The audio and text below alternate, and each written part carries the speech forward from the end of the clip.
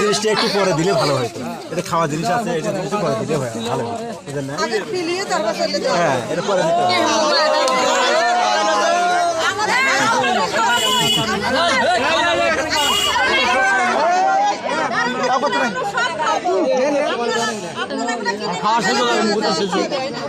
খাওয়া শাসক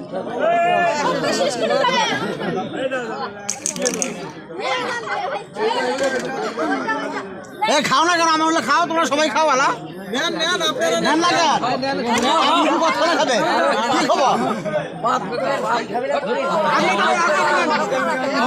কম করে খাও।